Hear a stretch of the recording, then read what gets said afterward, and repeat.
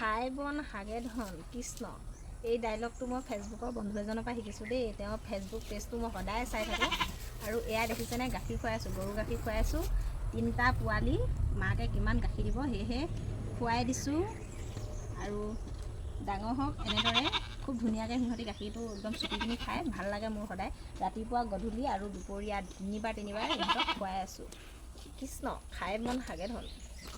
সকলোকে নমস্কাৰ জনাই আজি মোৰ অন্য এটা ভিডিঅ'লৈ আপোনালোকক স্বাগতম জনাইছোঁ। বহুত দিন হ'ল ভিডিঅ' দিয়া নাই যদিও আজি এটা ভিডিঅ' দীঘল কৰি দিছোঁ, আপোনালোকে চাব বুলি আশা কৰি। এয়া ৰাতিপুৱা 6 বজাতে গ'লোঁ আৰু গৰু ফটো মাৰিবলৈ বুলি, আৰু এইখিনি ফটো মাৰি মেলি আহিলোঁ আৰু আহি অফিচলৈ গ'লোঁ। ঘৰত কাম বন কৰি অফিচলৈ গৈ আহিলোঁ। ইমান গৰম, হাত মুখ ধুই আজৰি হৈ লগালগ ছাগলীখিনি চিঞৰি আছিলে এৰালত।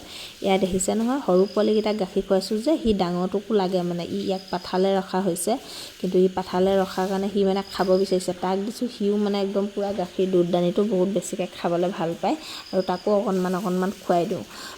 তাৰপিছত পোৱালিকেইটা গোটেই 3টাকে মানে মই অলপ গাখীৰ খুৱাই দিছোঁ, যিহেতু মাকে অকলে গাখীৰ খুৱাবলৈ অকণমান কষ্ট হয়। পোৱালিকেইটা যিহেতু ডাঙৰ হৈছে, মাকে চিঞৰি আছে আৰু মই অলপ গাখীৰ খুৱাই দিলোঁ। যি কি নহওক, ভিডিঅ'টো এনেকৈ অলপকৈ দি থাকিম, আপোনালোকে চাব বুলি আশা কৰিলোঁ। মোৰ পেজটো আপোনালোকে যদি ফ'ল' কৰা নাই, ফ'ল' কৰিবলৈ নাপাহৰিব, যিহেতু মই এইবাৰ পৰা ছাগলী ভিডিঅ' বিশেষকৈ দিম আৰু আপোনালোকে চাই যাব।